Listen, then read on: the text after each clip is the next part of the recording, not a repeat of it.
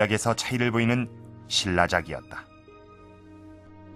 就是在扬州这个地方出现了新楼青瓷。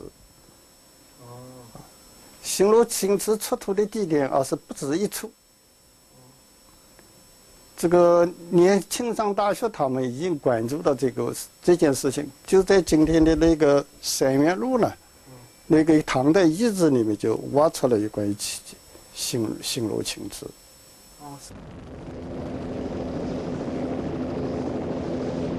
당나라 성토에서 발굴된 신라청자. 최근 이 자기는 장보고 선단의 관리 아래 청해진 주변에서 생산된 것이란 주장이 제기되고 있다. 이런 주장을 뒷받침해주는 것은 완도 옆 강진의 수많은 자기터들이다. 강진 가마는 9세기에 자기의 전단계인 독이 생산지로 알려진 곳이다. 가마가 이렇게 만들어졌겠죠. 이쪽에도 지금 벽이 남아 있고 이런 것들이 해무리굽을 만들었던. 그런데 이 가마터 곳곳에서 중국 월주요 해무리굽 자기를 닮은 자기 파편들이 발견된다. 해무리굽 자기가 이곳에서 생산됐다는 증거들이다.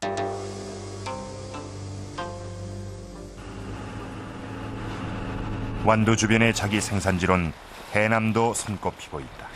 이거 지금 상당히 넓은 면적이 무려 60여 개가 넘는 대형 가마터에서 쉽사리 발견되는 이 파편들 또한 해무리굽이다. 건조기라는 것들.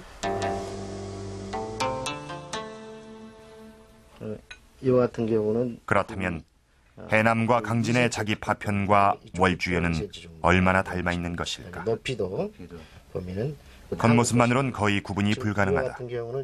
굽는 방식까지 같아 폭에 구운 흔적이 남아있는 것도 있다. 어떻게 이런 일이 가능할 수 있었을까? 중국에서 만드는 방법이 이쪽 해남에 직접 유입이 됐다는 증거로 저는 볼 수 있다고 봅니다. 왜 그러냐면은 기형이라든지 굽는 방법 같은 경우는 이것은 직접 와서 또는 기술자가 왔다든지 배워왔다든지 하지 않으면은 그와 똑같은 상황이 여기에서 일어난다고 가정한다는 것은 불가능하기 때문입니다. 그렇다면 왜 해남과 강진의 가마가 생산지로 선택됐던 것일까? 월주요의 해무리굽 자기는 9세기 중반부터 생산량이 줄어 10세기가 되면 완전히 사라진다. 따라서 해남과 강진의 자기 역시 9세기에 생산된 것으로 볼 수 있다. 그때는 바로 장보고의 활동 시기였다. 장보고가 동북아의 해상의 왕자다. 그래서 그분이 그때 그 청자의 수요가 많이 늘어났단 말이죠. 그 처음에는 이제 그 잘강에서 수입해서 일본에도 가져가고 그 장도를 통해서 우리나라로 들어왔을 겁니다. 그런데 이제 거기에 그치지 않고 이제 우리는 청자의 수요가 많다는 것은 여기서 만들어도 충분히 그것이 그 수입하지 말 수 있다는 계산이면 들었겠죠. 그래서 그 장도에서 바로 고금도 지나면 강진이 되고 바로 또 그 전라남도 해안에 도달할 수 있으니까 거기서 이제 그 월주의 장인을 데려다가 직접 만들어서 그것이 이제 널리 퍼진 거죠. 해남과 강진은 완도 청해진에서 뱃길로 바로 연결되는 지역이다. 장보고는 이 배후 도시에서 당대 최고의 교역품인 자기의 직접 생산을 시도했던 것이다. 월주 청자의 우리 영향을 받아서 만들었지만 그것이 바로 고려 신라 말 고려 사람들의 어떤 취향이라든지 또는 그 생활 습관이라든지 음식 구조에 따라서 바뀌어지죠. 거기서부터 차차차차 발전해서 비색청자가 되는 거죠. 그리고 기형도 고려적으로 변하고 문양도 변해서 상감이라는 것도 만들어지는 거죠. 강진 일대의 가마는 우리 고려 청자의 초기 생산지로 알려진 곳이다. 이 청자 기술을 바탕으로 화려한 고려 청자가 탄생한다. 단순히 무역을 하는 데 그치지 않고 부가가치가 높은 교역품은 직접 생산해보겠다는 장보고의 시도가 결국 고려 청자를 탄생시킨 밑거름이 됐던 것이다.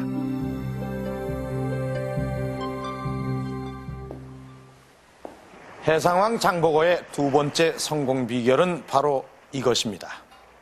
당나라에서 월주요를 가져다 신라와 일본에 파는 것보다 우리나라에서 직접 만들면 더욱 싸게 공급할 수 있다고 판단한 장보고는 제조 기술을 배워 자기를 직접 만듭니다. 그리고 당나라와 일본에 역수출을 하는 것입니다. 경제인으로서 장보고의 그 철저한 상인 정신은 우리의 자랑스러운 문화유산인 고려 청자를 탄생시키는 밑거름이 되었던 것입니다. 자, 그렇다면 이제 우리는 좀 더 구체적으로 장보고의 무역을 가능케 했던 그 힘의 비밀들을 풀어보도록 하겠습니다. 대량의 자기를 생산하고 운반하려면 우선 대단위의 인력이 필요하고 정보도 필요하고 또 운반 시스템 또한 정교하고 대규모여야 합니다. 무역 거점은 청해진. 당시는 휴대폰도 팩스도 비행기도 없었던 구세기였습니다. 장보고 선단의 활약상을 보도록 하겠습니다.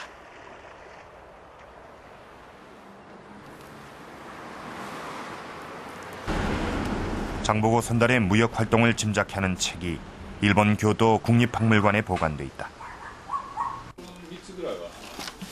일본 천태종의 시조 옛닌 대사가 당나라를 여행하며 쓴 일기 입당 구법 순례행기가 바로 그 책이다.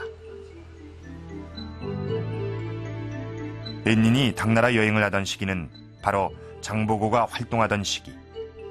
따라서 이 책은 장보고 당대의 기록이다. 순례 도중 목격한 장보고 선단의 활동에 관련된 내용이 20% 이상을 차지한다. 옛닌의 구법순례 여행을 가능케 해준 사람이 바로 장보고였던 것이다. 옛닌이 당나라로 가는 배에 오른 것은 838년. 청해진이 설치된 지 10년이 지난 때였다. 출발하면서부터 옛닌은 장보고의 도움을 기대하고 있었다. 당시 장관급에 해당하는 일본 태수의 추천장을 가지고 있었던 것이다. 그러나 그의 여행은 시작부터 순탄치 못했다. 당나라의 여행 허가를 받지 못해 도착하자마자 귀국선을 구해야 했다. 그때 옛닌 일행에게 일본으로 가는 9척의 배와 60명의 훈련된 선원을 구해준 것은 추저우, 즉 초주의 신라인 집단, 바로 장보고 선단이었다. 9척을 항구에 매 있는 9척의 선박을 동원할 수 있다. 지금 아마 부산항에서도 선박 9척을 단시간에 구한다. 대양 항해가 가능한. 그거 쉽지 않을 겁니다. 물론 뭐 한국에 이제 전부 선박이 몇백 척, 몇천 척 있는 거는 사실이지만 일시에 부산항이면 부산항에서 배 9척을 구해봐라. 그래가지고 공선 뭐 해가지고 지금 우리가 9척을 싣고 나가자 한다면 적어도 몇 달 전부터 수배해가지고 구해지는 것이지 일시에 구해지지 않는다. 우수한 성능의 배와 잘 훈련된 선원을 언제든 동원할 수 있었던 장보고 선단.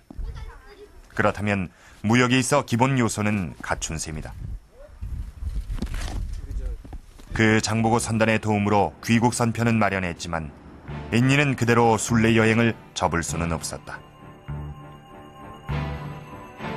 망설이던 그에게 하나의 정보가 입수된다. 첫 번째 정보는 장보고가 난을 일으켰다는 것이다.